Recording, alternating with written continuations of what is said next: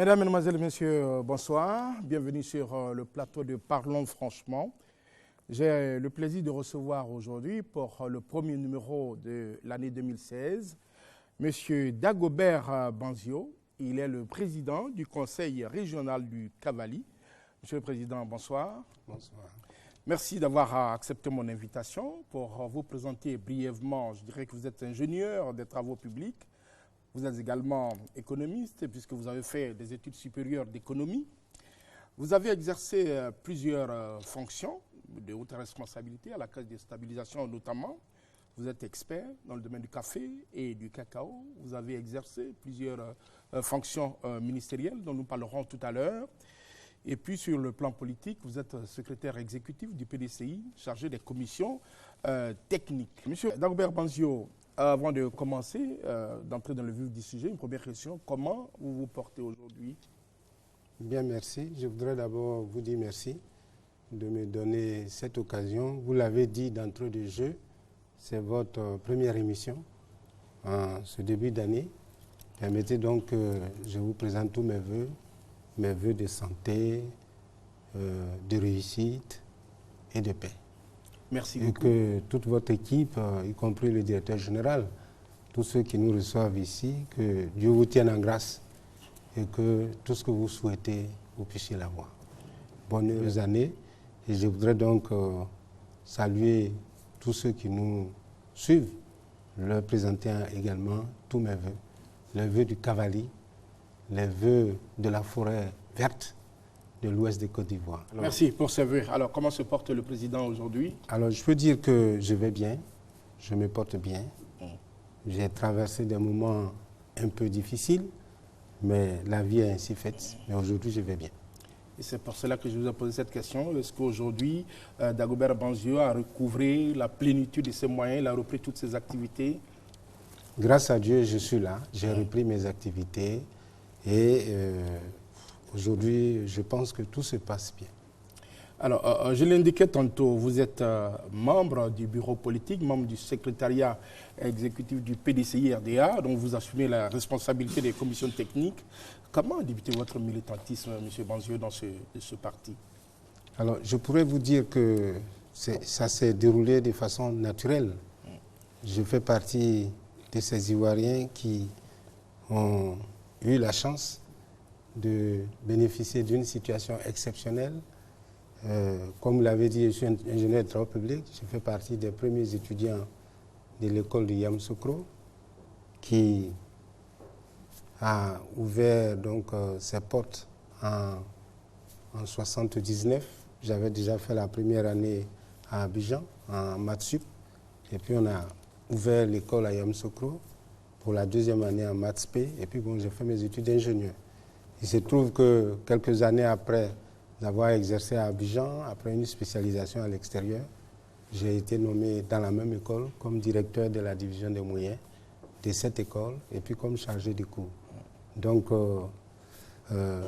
comme je vous l'ai dit, ayant bénéficié de ce cadre de travail que la Côte d'Ivoire a mis en place, qui m'a permis d'aller à l'extérieur où tout le monde croyait que je n'avais pas été formé en Côte d'Ivoire, une façon d'indiquer la qualité de la formation en Côte d'Ivoire, je me suis naturellement engagé dans toutes ces activités dans le cadre du PDCI. Et c'est véritablement à partir de 2000, quand l'année, ça a coïncidé avec l'année de mon entrée en politique, en tant que candidat à la députation dans ma localité.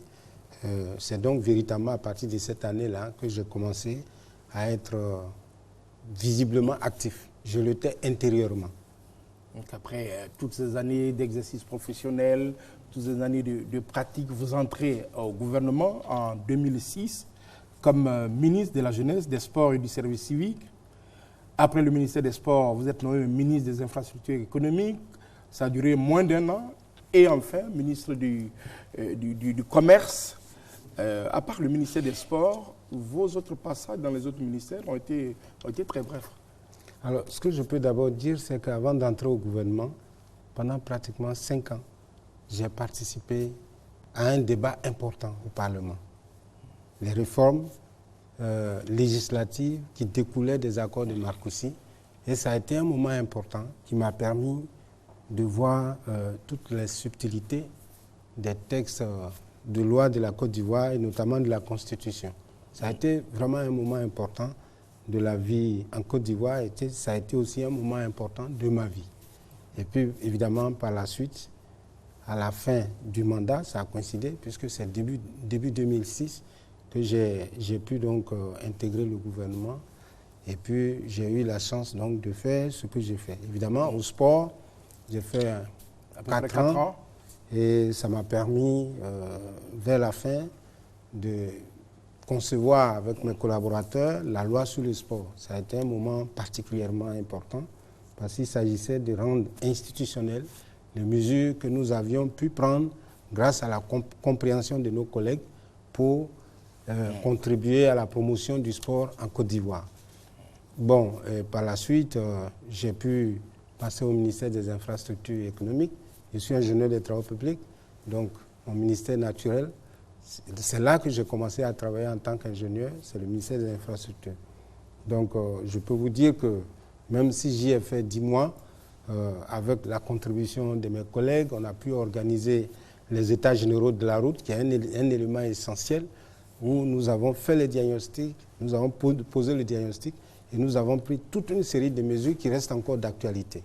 Et puis bon, évidemment, j'ai pu, après la crise post-électorale, prendre donc la charge du ministère du Commerce, qui, comme vous l'avez dit, fait partie d'une de mes formations en tant qu'économiste, en tant que financier. Et je pense que pour le temps que je passais, c'était un moment difficile parce que nous sortions de la crise et la Côte d'Ivoire était à la fois face à une situation de pénurie des denrées de première nécessité et qui entraîne pénurie, qui entraîne en même temps une flambée des prix. Il fallait à la fois assurer l'approvisionnement et maîtriser les prix. Ce que nous avons essayé de faire sous le leadership du Premier ministre et puis sous le grand leadership du Président de la République. Et quand on a un passage aussi rapide, à part le ministère des Sports, un passage aussi rapide dans un ministère, est-ce que ça laisse un peu de regret? Ça dépend. Parce qu'en un an, vous savez, ou en moins d'un an, on n'a pas le temps de laisser sa marque. Oui, mais d'abord, les réformes partent de l'organisation. Donc, quand vous connaissez un secteur, vous pouvez, même en 10 mois, faire l'organisation. Parce que normalement, de façon générale, au bout de 4 mois, vous sortez votre organigramme. Donc, pour le ministère des Infrastructures, par exemple, j'ai pris toutes les têtes fortes du ministère, qui pour la plupart sont soit mes aînés ou mes cadets ou mes camarades de promotion. Et ensemble, nous avons conçu l'organisation qui, pour nous, était la plus adaptée pour les circonstances. Donc, même malgré la brièveté, ce que nous y avons fait, nous avons estimé que nous avons mis tout ce que nous avions. Et bon, la vie, c'est comme ça. Est-ce qu'il y a des chantiers qui vous tenaient à cœur, que vous n'avez pas pu réaliser compte tenu de la brièveté donc, de votre passage? Évidemment, beaucoup de chantiers me tenaient à cœur, mais ces chantiers restent d'actualité. Vous savez qu'en Côte d'Ivoire, nous avions un système qui permettait d'assurer un entretien régulier des infrastructures routières. Que ce soit les routes en terre, que ce soit les routes revêtues. On a des équipes au niveau territorial qui intervenaient. Et puis les réformes ont fait que tout cela a été transféré au privé. Mais nous réalisons que l'entretien qui était fait de façon régulière n'était plus fait. C'est la raison pour laquelle nous avons fait les états généraux et les états généraux ont donné toute une série de recommandations qui comprennent le renforcement de certaines structures qui ont été mises en place comme le fonds d'entretien routier ou bien l'AGEROUTE, mais aussi des mécanismes de formation. Vous savez que l'entretien des routes ou bien les routes même, ce sont les techniciens, les mécaniciens qui entretiennent les engins, comme ceux qui conduisent même les bulldozers.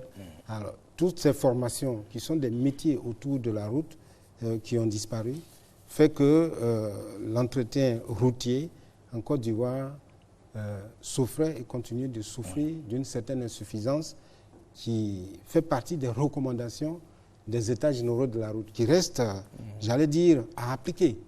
Donc, ce que nous avons fait, nous avons pensé ensemble avec tous les opérateurs, y compris les anciens ministres, nos aînés, le ministre Akele, Adama Coulibaly, tout le monde a contribué et on a sorti, j'allais dire, ce qu'il faut faire pour guérir la route ivoirienne. Donc, ça reste d'actualité.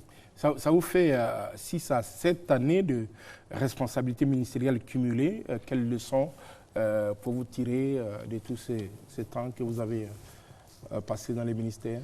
Alors, j'ai appris que les choses ne sont pas simples et qu'il faut être patient, mais en même temps, il faut travailler vite parce que le temps ne vous appartient pas et travailler aussi de façon désintéressée pour que les actions pérennes aillent dans le sens de l'intérêt de la Côte d'Ivoire. C'est ce que j'ai appris à faire. Et que ce soit au sport, vous trouverez ce qui a été fait. Que ce soit aux infrastructures, vous trouverez. Et puis, bien sûr, au niveau du ministère du Commerce. Alors, cette émission, Monsieur le Président, nous avions prévu de la faire depuis quelque temps déjà. C'est aujourd'hui que nous faisons cette émission dans un contexte dominé par l'actualité, la formation du nouveau gouvernement. Peut-être ferez-vous votre retour? Est-ce que vous y pensez? Vous savez, moi je suis un croyant et je pense que ce qui compte, c'est de faire au mieux ce qu'on vous a confié. Tout le reste appartient à Dieu. Donc, c'est une ambiance que nous connaissons. Malheureusement, ce sont des ambiances qui viendront toujours. Donc, il faut qu'on s'y fasse et que tout le monde ait la tête froide. Et, bon, évidemment, féliciter toutes les personnalités qui se sont investies pendant ces dernières années pour la Côte d'Ivoire. Donc, pour le reste, je pense que ça appartient à Dieu. Très bien. Alors, depuis 2013, je l'ai indiqué, vous êtes le président de la région du Cavali. Quels sont les départements qui composent cette région? Merci beaucoup. Donc, je vais dire précisément depuis juin 2013. Parce que quand vous dites depuis 2013, tout le monde penserait que c'était depuis le janvier. Très bien, juin, c'est quasiment la moitié de l'année. Les élections ont eu lieu en avril 2013 et c'est en juin, je crois précisément le 20 juin, que nous avons été installés. Donc, la région du Cavali, qui porte le nom du fleuve Cavali. Le fleuve Cavali, c'est une partie de la frontière naturelle entre la Côte d'Ivoire et le Libéria, qui est située par rapport à la capitale de la région, à un peu plus de 500 km. La capitale de la région du Cavali, c'est Guiglo. Donc, il y a le département de Guiglo, qui est le chef-lieu. Et puis, vous avez les départements de Blolequin, de Taï et de Toulopleu. Donc, on a 4 départements. Et le recensement dernier donne environ 460 000 habitants. Peut-être qu'il y en a plus. Voilà un peu la configuration. C'est une zone forestière qui a des réserves importantes, dont le parc national de Taï. Je voudrais saluer les élus et cadres de la région du Cavali qui vous ont accompagné dans ce studio. Alors, nous sommes passés de conseils généraux à conseils régionaux. Quelle comparaison pouvez-vous faire, Monsieur le Président, entre ces deux entités? Alors, conseil général, ce qu'il faut dire, c'est un conseil départemental, donc qui est au niveau du département. Donc, normalement, si on restait dans cette nomenclature, nous devrions avoir aujourd'hui 4 conseils généraux. Un pour Guiglo, un de Blolequin, un de Taï et puis un de Toulopleu. Et c'est les départements, les 4 départements qui font la région. Et donc là, on a un conseil qui couvre toute la région du Cavali. Et ce que nous avons fait, et c'était tout à fait logique, c'est qu'on a essayé de répartir les 35 conseillers au prorata des populations de chaque département pour constituer notre équipe. Et puis bon, après l'élection, comme c'est un scrutin majoritaire proportionnel, c'est-à-dire que la liste qui vient en tête, on lui donne la moitié des conseillers et l'autre moitié est partagée entre les autres listes au prorata du score. Donc on a une équipe composite où il y a un peu les deux parties et évidemment qui couvre largement tous les départements. Il suffit donc d'interroger les conseillers de chaque département pour qu'on prenne le pouls de ce qui se passe sur tout notre territoire. Et cela fait aussi que votre champ de responsabilité est plus vaste. De quels moyens disposez-vous, Monsieur le Président, pour mener à bien votre politique? Parce que les populations attendent beaucoup donc, de vos activités. Bien, merci. Le premier moyen, c'est ce que je viens d'indiquer, c'est l'information. C'est le fait que chaque département est représenté et qui permet de ressentir les problèmes qui se posent dans chaque département. Parce que c'est un élément important. Si vous dirigez une région et que tous ceux qui dirigent viennent d'un seul endroit, on n'a pas le pouls de tout ce qui se passe dans le lieu. Et donc, il y a ça. Et il y a donc ces personnes et à la qualité des personnes qui sont avec nous. Vous l'avez dit, on a des députés, on a des personnalités, des cadres qui sont avec nous. Et puis, évidemment, on a des personnes de terrain, puisque c'est comme ça que la loi le demande et qui nous permettent donc d'avoir toutes les situations. Donc, ressources humaines, notre organisation, et puis à cela maintenant, il y a le budget. Donc, depuis que nous sommes installés, on peut dire en moyenne, la dotation budgétaire est autour de 1,1 milliard, auquel on peut ajouter 250 millions de ressources supplémentaires, ça fait 1,350 milliard. Et puis, on peut y ajouter 400 millions de ressources propres, ça fait 1,750 milliard, qui sont donc les ressources courantes, dont une partie est au fonctionnement et puis une grande partie est consacrée à l'investissement. Donc voilà les ressources, les moyens dont nous disposons pour travailler. Et est-ce que votre carnet d'adresse, Monsieur le Président, vous permet de pouvoir chercher des ressources complémentaires? Les collectivités, c'est donc évidemment de pouvoir disposer des subventions de l'État, de générer des ressources propres et puis pouvoir mobiliser des ressources par la coopération décentralisée, que ce soit des collectivités nationales ou des collectivités étrangères. Et donc, ce qu'on peut dire, pour les collectivités étrangères, nous avons pu, dans le cadre de l'Assemblée des régions et districts de Côte d'Ivoire, qui est l'association des régions et des districts, qui est dirigée par le président Jeannot Aoussou Kwadio, qui est président du Berrier, qui est le président de notre association. Ça a été un cadre pour actionner de façon organisée et institutionnelle nos relations avec nos partenaires extérieurs. Bon, il s'est trouvé que nous avons bénéficié de circonstances qui ne sont pas très favorables parce que notre champ de partenariat, le premier, c'est donc la France. Nous avons pris fonction au moment où les régions françaises et même les communes étaient à la fin de leur mandat. Les régions françaises viennent tout juste d'être installées. On a convenu de signer des partenariats structurés. Ils sont venus ici, l'Assemblée des régions françaises, l'ARF a eu donc des réunions avec nous, et puis l'Association internationale des régions francophones, l'AIRF, auquel toutes les régions ivoiriennes ont adhéré. On a même pu intégrer le bureau. 4 personnes ont intégré le conseil d'administration, dont 2 ont intégré le bureau. Et donc, ce sont des cadres qui permettent donc d'affiner tout cela. Pour ce qui est de la région du Cavali, nous avons pu démarrer donc des relations de partenariat avec des collectivités d'importance. Donc il y a la mairie de Levallois, au travers de la mairie, il y a le conseil général du Haut-des-Seines, ça c'est autour de Paris, que nous avons donc initié ces relations, mais évidemment ces situations de fin de mandat ont tempéré un peu notre action dans ce domaine, mais rassurez-vous, ce sont des actions que nous allons activer dès la prise de fonction des nouveaux présidents qui sont élus.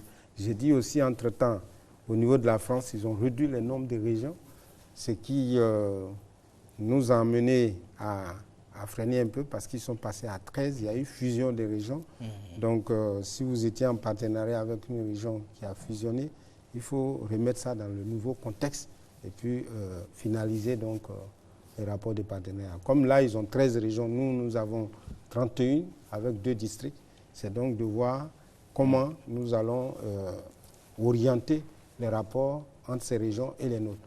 On a aussi initié un partenariat avec le Maroc parce qu'il ne s'agit pas simplement des appuis financiers, il s'agit aussi de prendre, j'allais dire, exemple sur eux, sur leur expérience, sur leur expertise, pour pouvoir donc affiner notre organisation. Nous sommes même d'ailleurs allés au Burkina pour rencontrer les régions du Burkina qui, pour certaines, ont une organisation dont nous pouvions nous inspirer parce qu'ils ont pu finaliser certaines relations de partenariat avec certaines régions françaises qui leur apportent des appuis annuels de 400 millions qui permettent de faire soit les sièges ou bien de réaliser certaines infrastructures dans ces localités. Ces mécanismes, nous les avons, nous y avons travaillé, nous ne sommes pas loin de finaliser et de faire profiter tout ça à notre région. Pour la région du Cavali, par exemple, nous avons décidé de faire en sorte que dans chaque sous-préfecture, il y ait un collège. Donc, à l'époque, la région du Cavali, quand nous étions élèves, il n'y avait qu'un seul collège. C'est le collège moderne de Guiglo qui est devenu le lycée moderne. Dieu merci, on a donc le collège moderne de Guiglo. Il y a même un collège ou deux collèges privés à Guiglo. Il y en a à Blolequin, il y en a à Toulopleu, il y en a à Taï. Mais les sous-préfectures qui ont été créées n'ont pas de collège. Et comme la population croît, et puis comme les conditions de vie deviennent difficiles, c'est difficile pour les parents de toujours voir les enfants qui sont de plus en plus petits quitter le village et aller soit à Guiglo, à Blolequin, à Toulopleu ou à Taï. Alors, le district des montagnes, Monsieur le Président, est sans aucun doute celui qui a le plus souffert de ces longues années de crise que nous avons vécues. Les cadres de la région avaient demandé au chef de l'État un plan Marshall pour permettre à votre région de repartir. Qu'en est-il aujourd'hui? Alors, il faut dire que c'est effectif.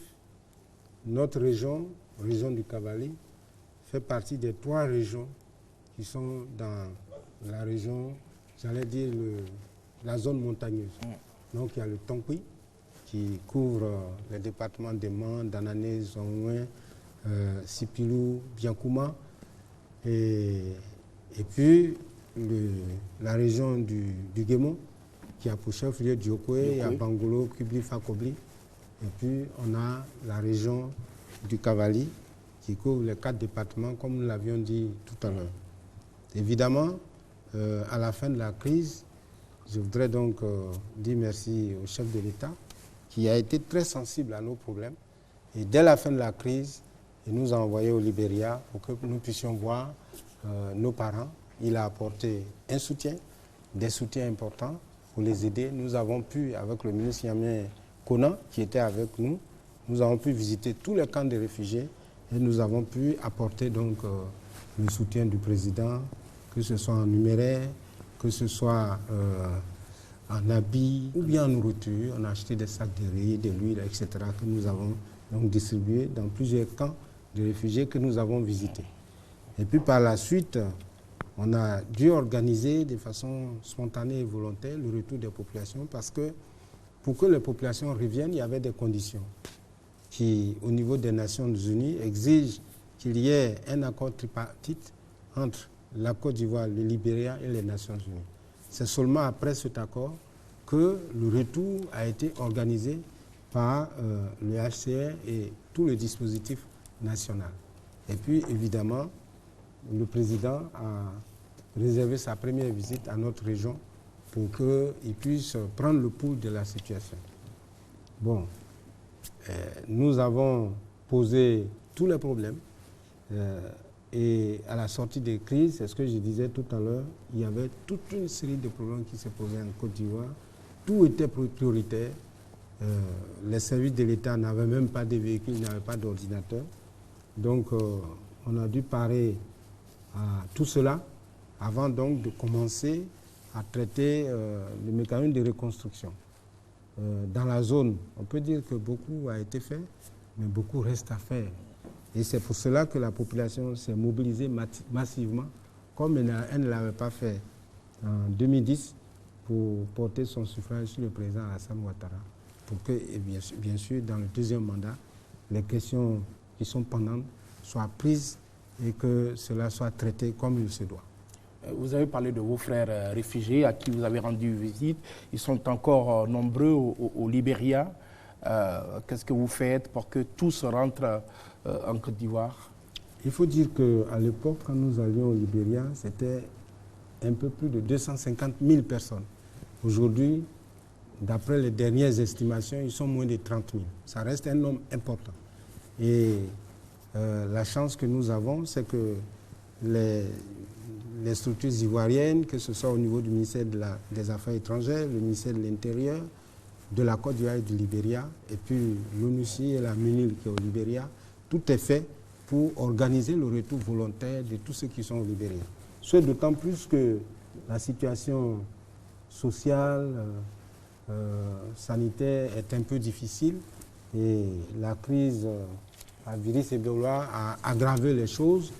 Même la semaine dernière, les parents viennent de façon régulière et nous pensons que dans moins de 2 semaines, c'est les chiffres qu'on nous a donnés, sur les 30 000, au moins 11 à 15 000 seraient de retour et il va rester moins de 15 000 personnes.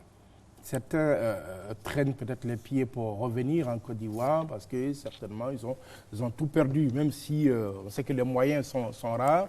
Pour ceux qui rentrent, Monsieur le Président, qu'est-ce que vous faites pour leur permettre de se réinsérer un peu plus facilement? D'abord, il faut dire que ce n'est pas seulement ceux qui sont au Libéria qui ont perdu beaucoup. Même nous qui sommes là, nous avons perdu beaucoup. Mais ce n'est pas la solution que de demeurer à l'extérieur. Il faut rentrer pour affronter la réalité. Et bon, évidemment, il y a un dispositif qui accompagne. Il y a un kit qui est remis quand ils viennent. Et puis bon, ceux qui viennent maintenant ont beaucoup de chance, puisque beaucoup sont installés. Les premiers qui étaient venus, il n'y avait personne pour les accueillir. Et ils sont venus, ils ont été les premiers à débroussailler, à aménager. Or, aujourd'hui, tout est déjà fait, le cadre est assaini. Et puis, bon, c'est quand même plus aisé de rentrer. Les écoles ont repris parce que les enseignants étaient partis, les infirmiers, tous ceux-là sont revenus aujourd'hui et la situation s'est normalisée.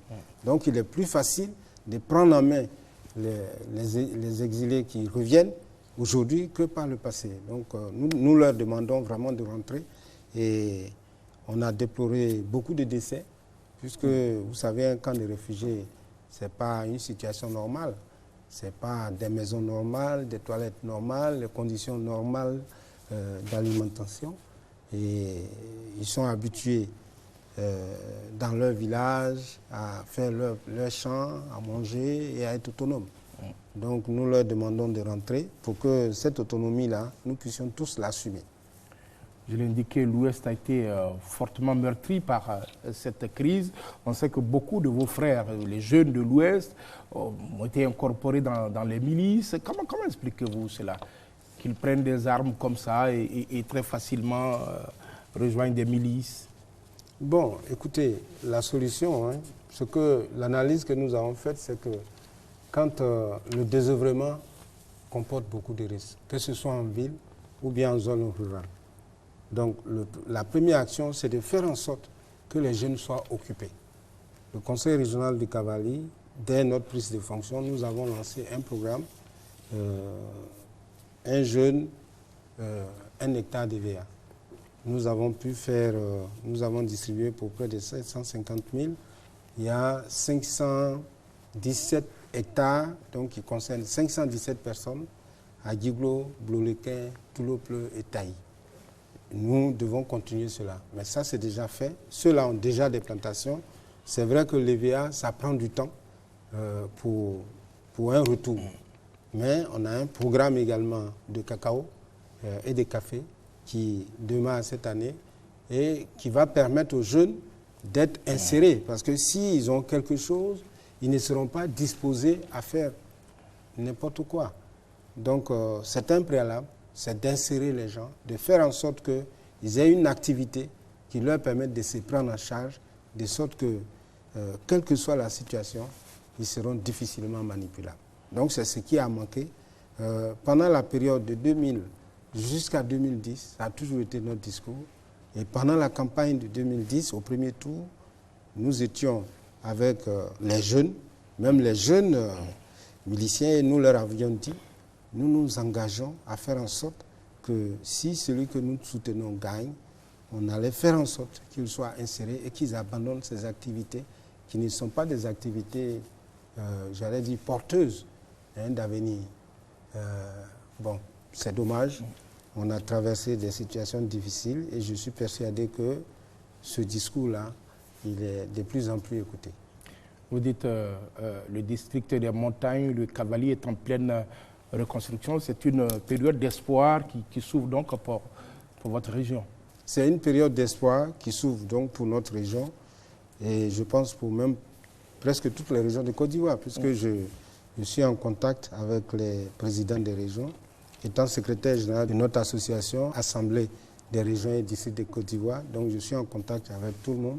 C'est vraiment des périodes porteuses qui s'ouvrent et nous sommes convaincus que, évidemment, le président a pris la très bonne décision de situer cet échelon-là au niveau régional qui permet de mener des projets d'envergure qui ont un impact sur la vie des populations.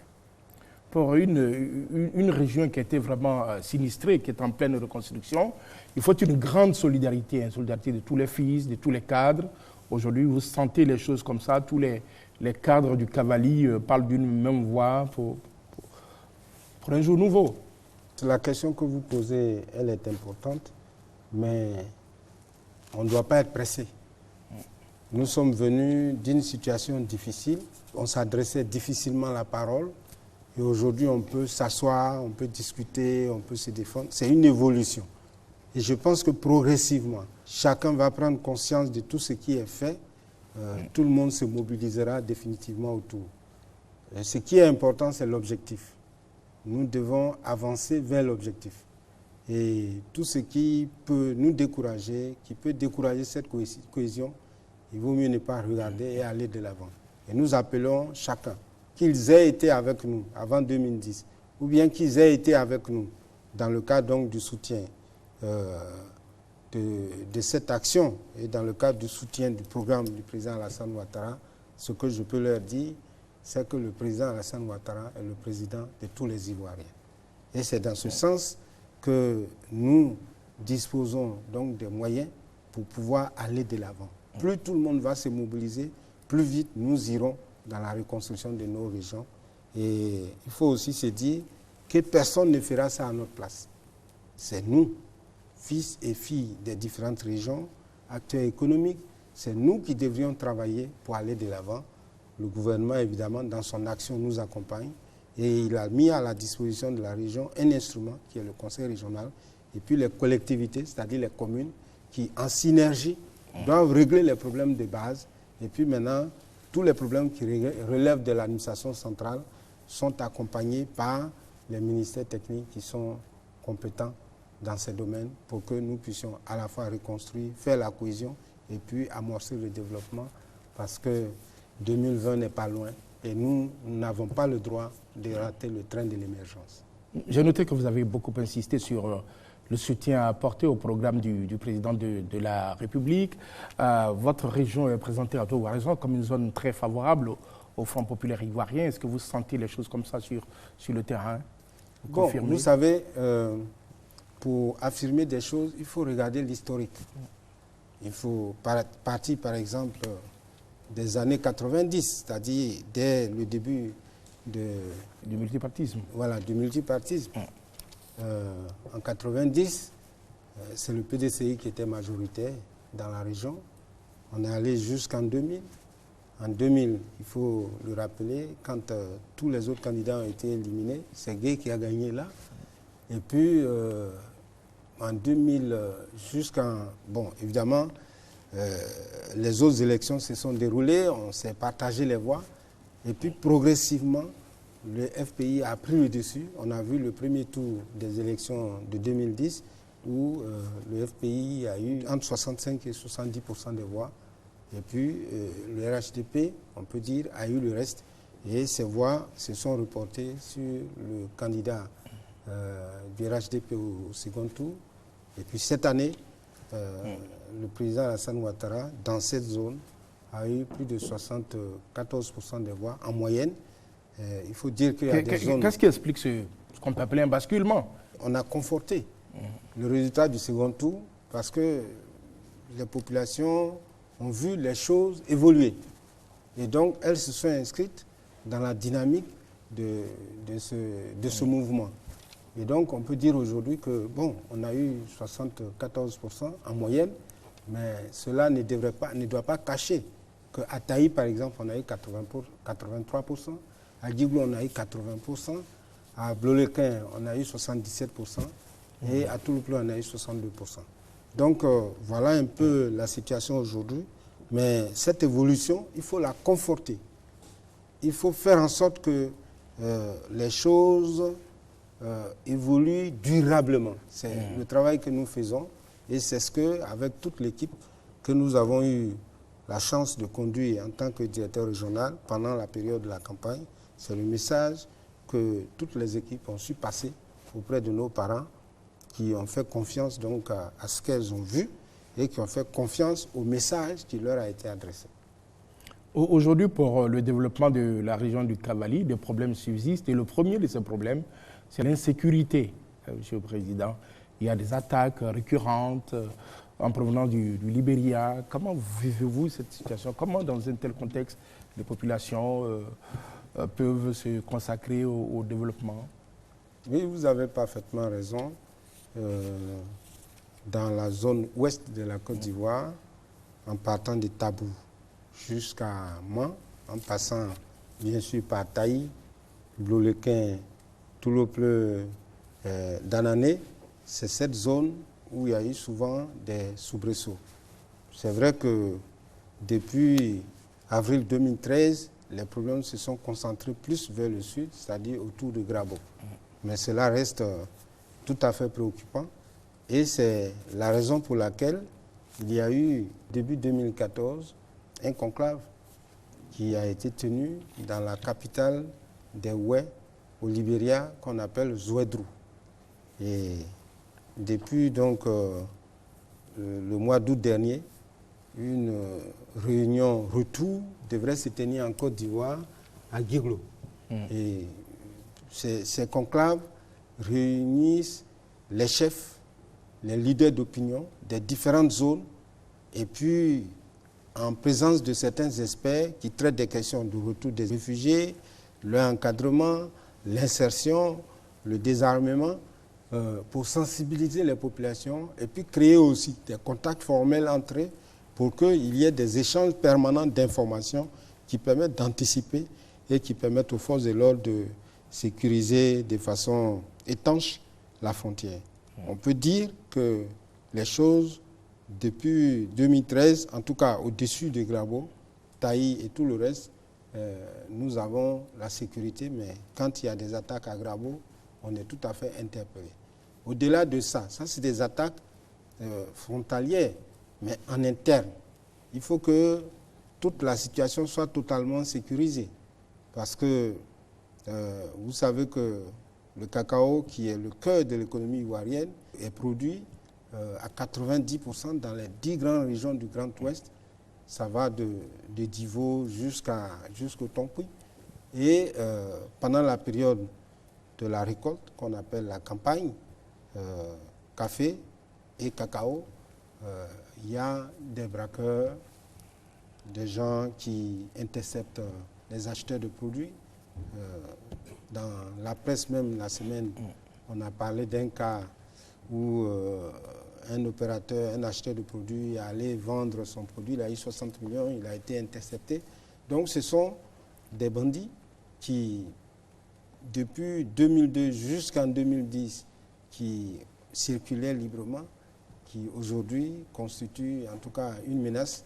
Mais comme l'État, le gouvernement a pris des mesures avec les forces qu'ils ont déployées dans toute la zone, même dans les villages centres et dans des points névralgiques, nous pensons que cela peut contenir cette situation, qui est une situation qui reste quand même très préoccupante. Bien, Monsieur le Président, la question foncière est au centre de beaucoup de litiges dans votre région. Quelle est la situation aujourd'hui? Alors, la question foncière est une question, j'allais dire, fondamentale. Parce qu'elle a été utilisée souvent par certains pour ne pas revenir. elle a été utilisée aussi par d'autres pour pousser certains réfugiés à ne pas rentrer. Je vous dis de façon concrète, après la crise post-électorale, jusqu'à récemment, des personnes venaient s'installer sur les terres comme si c'est des zones inoccupées. Alors que soit les populations étaient réfugiées au Libéria ou ailleurs, ou étaient loin pour ne pas être proches des villages pour être à l'abri des attaques. Donc aujourd'hui, c'est cela la situation. Vous verrez que dans certains villages, il y a des villages de 400 habitants où 4 000, 8 000 personnes se sont installées et ont créé un village qui est peut-être 3 fois plus grand que le village qui était là. Donc ce sont des situations qui seront complexes. Mais la solution existe par rapport à la loi. Ce que nous disons aux populations, on leur dit, il ne faut rien faire en dehors des textes. Et les textes, jusqu'à preuve du contraire, préservent les droits des propriétaires terriens. La loi sur le foncier rural a connu une première révision qui n'a rien à voir avec la question que nous posons, c'est le transfert de la propriété, c'est-à-dire avec titre foncier d'un étranger à son héritier qui n'est pas ivoirien. Parce que dans notre code, un étranger ne peut pas être propriétaire d'une terre en milieu rural. Donc c'est ce que la première réforme issue de Marcossi a réglé. La dernière réforme qui a été adoptée par le Parlement, c'est de rallonger les procédures d'immatriculation des terres au terme délai au terme duquel toutes les terres qui ne sont pas immatriculées deviennent propriété de l'État. Donc, cela permet à tous ceux qui sont en retard de régler le problème. Heureusement que le gouvernement a annoncé des mesures de simplification des procédures et surtout de réduction de coûts d'immatriculation pour permettre de régler ce problème. Parce que si une terre immatriculée, c'est-à-dire on a les références et on connaît le nom du propriétaire, celui qui s'installe là, il a affaire au propriétaire. C'est ce qui n'était pas réglé jusque-là. Et à ce niveau-là, le conseil régional du Cavali a pris des dispositions. Nous avons un appel d'offres qui a fait l'objet d'ouverture des plis cette semaine. Appel d'offres au terme duquel l'entreprise qui sera choisie va acquérir, entre autres, des appareils GPS de délimitation des terroirs et d'immatriculation des terres. Donc, il y a eu déjà des projets pilotes qui ont été menés par l'État central et nous allons donc accompagner ce processus-là dans la région du Cavali. On nous parle aussi des cas de ceux qui vendent les terres et qui après s'en prennent aux acheteurs une fois qu'ils les ont mis en valeur. Parce que ça aussi, de façon générale, vous faites la sensibilisation. Oui, de façon générale, ceux qui ont vendu les terres, souvent c'est fait de façon irrégulière. Il y a eu même des enfants qui ont vendu, des non-propriétaires qui ont vendu. Comme quelquefois ça se passe à Abidjan. Il y a des gens qui achètent à Abidjan ici des terrains auprès de ceux qui n'en sont pas propriétaires. Ces pratiques ont eu cours ces derniers temps. Je parlais des alibis que les gens ont utilisés. Il y a des gens qui viennent du Libéria, ils bradent les terres de leurs parents, et puis ils repartent. Ou bien même ils bradent les terres des tiers et ils repartent. Mais celui qui achète dans de telles situations, ça c'est un risque et péril. J'ai une situation un peu cocasse. Un village de Blolequin qu'on appelle Medibli. Un matin, les populations se lèvent et puis on voit un monsieur qui est en train de travailler au cimetière. Donc les gens étaient étonnés. On dit, mais qu'est-ce que vous faites? Les chefs l'interpellent et puis il dit qu'il a acheté ça la nuit. On dit auprès de qui? Il ne savait pas que c'était le cimetière? Non. Il dit il a acheté cette terre-là la nuit. Auprès de qui? D'abord, il ne connaît pas le nom du monsieur. Il a décrit. Et le village s'est rendu compte qu'il y a un jeune qui est venu du Libéria il y a 2 jours et qui est reparti tôt le matin. Et c'est avec ce jeune homme-là qu'il a acheté le cimetière. Et puis, lui, on dit, mais vous voyez les tombes? Il a vu les tombes. Ils ont dit, mais est-ce que vous pensez qu'on peut faire une transaction nocturne sur une terre? Vous connaissez le chef de village? Oui. Est-ce que vous êtes allé voir le chef de village? Non. Est-ce qu'il y avait un notable? Non. Est-ce qu'il y avait un chef de famille? Est-ce qu'il y avait quelqu'un d'autre? Non. pour la plupart, certaines situations de transaction. Et bon, on est étonné que telles choses se produisent, mais comme vous le savez, après les crises où tout est détruit, les gens n'ont pas de réserve, ils n'ont plus de plantations, ils ont tout perdu. Bon, ce sont des comportements malheureusement qui arrivent. Et nous pensons que ceux qui ont pu acheter des terres dans des zones meurtries, dans de telles conditions, ont eu des comportements et ils auront les conséquences qu'ils méritent, puisque normalement, ils ne devraient pas le faire. Monsieur le Président, est-ce que ceux qui occupent les parcs et réserves de manière illégale sont partis aujourd'hui? Bon, pour les parcs, évidemment, nous sommes concernés parce que quand on parle du dérèglement climatique, c'est la disparition de la forêt, hein, la biodiversité, et le fait que l'État ait pris des décisions pour faire des réserves, c'est justement pour lutter contre tout ça. Mais ces dernières années, des gens de façon illicite se sont installés dans des réserves. Nous, on a 4 réserves dans le Cavally, et puis on a la forêt classée de Taï. Bon, Taï est préservée, mais les parcs ont été occupés de façon illicite. Les parcs et réserves, ça relève vraiment de l'État central, et je pense que le gouvernement a dû prendre des mesures énergiques pour trouver les solutions appropriées. Dans son message à la nation, le président de la République a insisté encore sur sa volonté de parvenir à la réconciliation au cours de ce deuxième mandat. Cela s'est concrétisé avec la libération de plus de 3000 prisonniers, dont de proches de l'ancien président. D'abord, comment vous réagissez donc, à ce message et puis à l'acte posé donc, par le président de la République? Comme vous le savez, après une telle crise, il était important que tous les Ivoiriens se retrouvent. Et le président, qui est le chef de l'État, c'est lui qui est dépositaire de tous les pouvoirs. En faisant cela, continue donc de tendre la main à tout le monde pour que tout le monde vienne participer à la reconstruction et au développement de la Côte d'Ivoire. Donc, je ne peux que saluer cela et je ne suis pas surpris, puisque le président l'a dit, chaque fois qu'il a parlé de ces problèmes, il a mis en avant la nécessité de la réconciliation en Côte d'Ivoire. Il faut donc que tout le monde vienne, parce qu'un des éléments importants, vous avez un pays qui a traversé une situation aussi difficile, il faut quand même avoir, j'allais dire, à cœur l'esprit de repentance. C'est important, mais évidemment, nous sommes disposés à ce qu'on puisse aller à la réconciliation, parce que c'est une condition pour que nous avançons. Mais il faut que tout le monde s'inscrive dans cette logique pour qu'on puisse aller de l'avant et que chacun ait l'humilité d'assumer sa part de responsabilité. Parce que s'il n'y avait pas eu de responsables, il n'y aurait pas eu de problème quand même. Bon, et autre chose que je voulais dire, là c'est en tant que croyant et en tant que catholique, c'est une année qui s'inscrit dans la dynamique du pardon, la miséricorde. Donc, cela coïncide avec le discours politique. C'est de la politique saine qui permet de préparer les conditions du développement économique. Donc, cela coïncide avec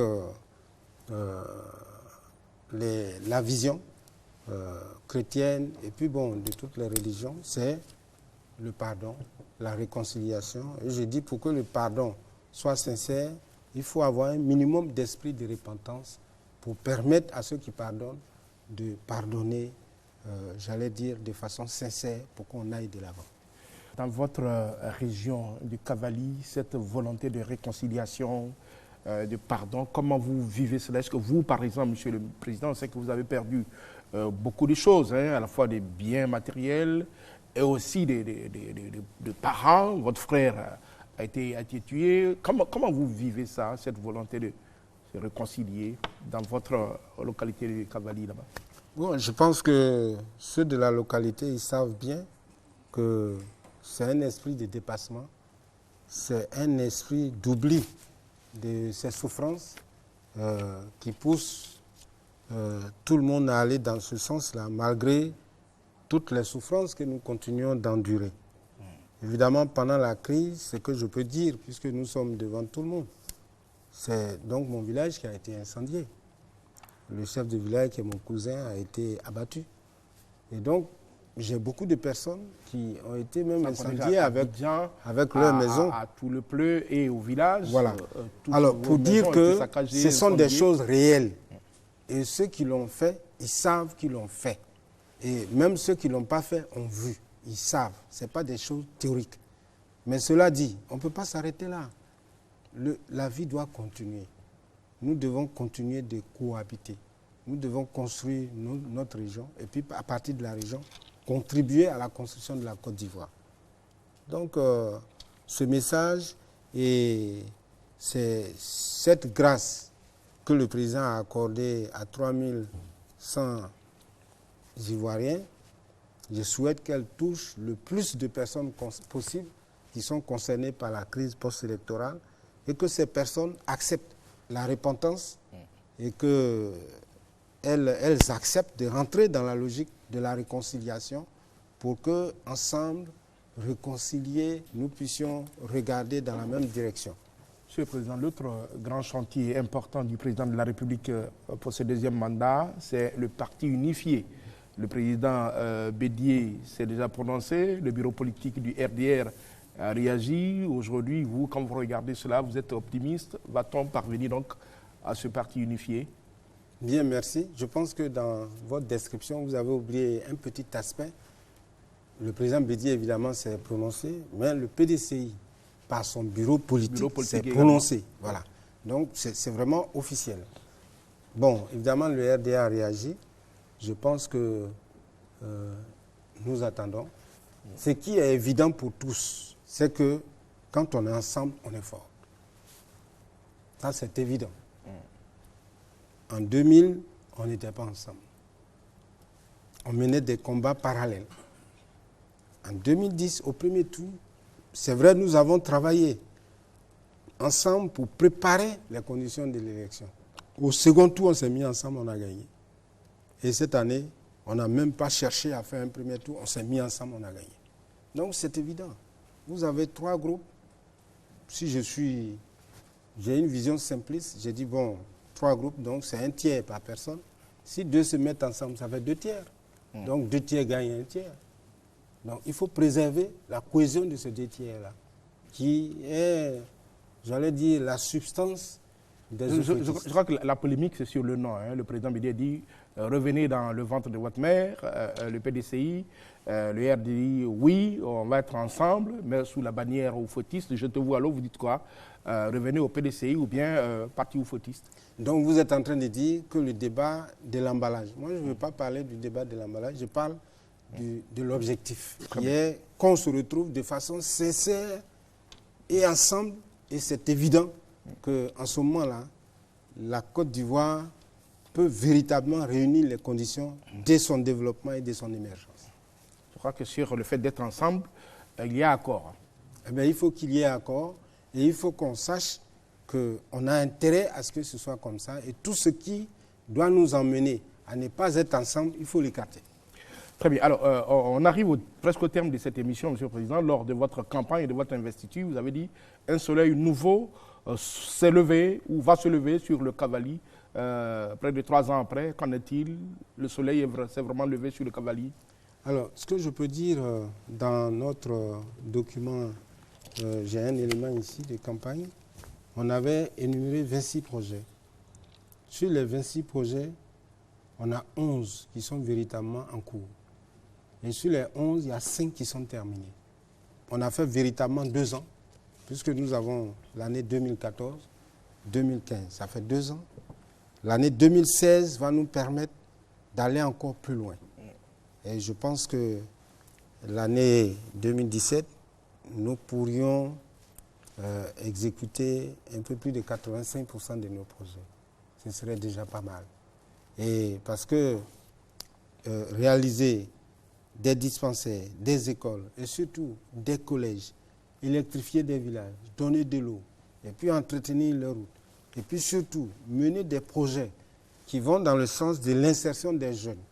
On a actuellement, je vous ai parlé du projet de l'EVIA, il y a le cacao, il y a le manioc, on a un centre en construction qui est le champ école où les populations nous ont donné 30 hectares qui vont être aménagés, cacao, café, EVIA, étang piscicole, et les populations, il y a l'élevage des porcs, il y a les poulets, les populations, les jeunes ou les agriculteurs viendront en prendre in situ et puis ils vont aller appliquer chez eux. Bon, si on réalise tout ça, on va changer. Et on va changer beaucoup de choses. Et si les jeunes, chacun a un hectare de manioc, ou bien un hectare de café, ou de cacao, ou d'EVA, et puis à côté de ça, une autre activité commerciale, et si tout le monde a ça dans un village, vous avez une cinquantaine de jeunes qui sont aussi occupés, c'est évident que nous ne pouvons pas connaître ce qu'on a connu en 2010. Le président Alassane Ouattara et la présidente du Libéria, Ellen Johnson Sirleaf, se rencontrent pour parler donc des problèmes spécifiques de votre région de sécurité, de développement. Qu'attendez-vous en tant que président du conseil régional de cette rencontre au sommet? Nous avons eu la chance, au niveau de la région du Cavali, de recevoir le président. Donc, dans chaque localité, il y a un livre blanc qui a été remis. Bon, à l'époque, j'assurais donc la coordination technique de ces éléments. Donc, tous ces livres blancs, nous les avons. Nous avons fait la synthèse des préoccupations majeures. Et aujourd'hui, on a l'état d'exécution de ces préoccupations. Donc, c'est le solde que chaque fois nous présentons. Et je voudrais profiter, parce que j'allais omettre de dire que les travaux de bitumage de la route Blolequin-Toulopleu jusqu'à la frontière du Libéria, dont l'entreprise qui a été attributaire est connue et pour lequel le Premier ministre Duncan allait à Toulopleu pour lancer les travaux, reste pour nous un élément majeur qui devrait changer beaucoup de choses. Nous avons un projet dans nos préoccupations, le pont sur le Nzo, par lequel on rentre dans notre capitale, Guiglo. Ce pont, quand nous étions élèves, dans les années 71, est ce qu'il est aujourd'hui. C'est un pont à voie unique où souvent il y a eu beaucoup d'accidents. Nous avons, dans notre grande région, vous avez donc la région du Tonkpi, vous avez le Guémon et vous avez le Cavali. Le Cavali, par Toulopleu, on va à Benouin et à Zouanouin, qui est une route en terre qui n'est pas longue, qui permet donc de rejoindre Zouanouin, Zouanouin qui rallie Mans par une route revêtue, ce qui permet aux gens qui sont à Toulopleu ou bien même à Blolequin d'aller par Toulopleu à Mans. Qu'au lieu de revenir sur Blolequin, Djiglo, Diokwe et puis aller à Bangolo jusqu'à Mans, directement en moins de 30-40 minutes, on est à Mans. Donc ça reste quand même un projet majeur. Et un autre projet majeur, c'est notre rattachement direct au port de San Pedro en passant par Taï et Tabou. Cette zone, c'est une zone économique d'importance.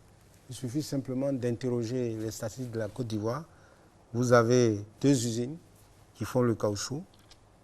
Vous avez des usines de bois et beaucoup d'opérateurs économiques, que ce soit dans le domaine du palmier et dans beaucoup d'autres secteurs. Ça va donc de Guiglo à Zagné, une sous-préfecture dynamique et économique, de Zagné à Taï, de Taï à Grabo, de Grabo à Tabou, et puis ça vous amène au port de San Pedro. Donc ça permet de valoriser le port de San Pedro et de valoriser l'interland de San Pedro dont nous faisons partie. Donc ce sont des projets majeurs, comme ce que je viens d'indiquer, les projets d'insertion des jeunes, et cela nous prépare véritablement à intégrer le train de l'émergence à l'horizon 2020, en tout cas pour ce qui est du Cavali. C'est un dernier mot avant de nous séparer totalement en guise de conclusion. Alors, je voudrais donc dire que les régions, comme les communes, sont vraiment des cadres de développement de proximité. Et il faut dire aujourd'hui qu'il ne vient plus, et il vient rarement à l'idée des populations d'aller voir les préfets pour leur poser leurs problèmes de route, de l'eau ou d'électricité. Toutes les populations, chaque fois qu'elles ont un problème, si elles sont dans une commune, elles vont voir le maire. Si elles ne sont pas dans une commune, elles vont voir le conseil régional. Et donc, comme ce sont des instruments de développement de proximité que l'État a mis en place, qui suivent au quotidien les problèmes, il faut les conforter. Et les Ivoiriens aujourd'hui sont habitués à cela. Et je pense que c'est une très bonne chose. Nous avons donc un défi et des défis importants à relever. Et c'est pour cela que le gouvernement nous implique dans certaines, j'allais dire, négociations internationales pour que nous puissions jouer notre rôle de proximité auprès des populations. On n'a pas parlé d'un sujet important, je l'ai dit tout à l'heure en passant, la question du changement climatique. Les collectivités ont leur rôle à jouer, ont leur partition à jouer sur le terrain pour permettre la reforestation, la préservation de notre faune et de notre flore et permettre à la Côte d'Ivoire, par la forêt, de réduire en tout cas les émissions de gaz à effet de serre et contribuer donc à ramener, j'allais dire, l'instabilité climatique qui aujourd'hui gêne notre agriculture, qui, tout compte fait, dépend de la pluie que nous donne la nature. Merci, M. Dagbert Banzio. Je rappelle que vous êtes le président du conseil régional du Cavali. Vous étiez donc l'invité de Parlons Franchement. J'ai eu beaucoup de plaisir à vous avoir sur ce plateau. Merci d'avoir répondu à nos questions. Bonsoir. Merci.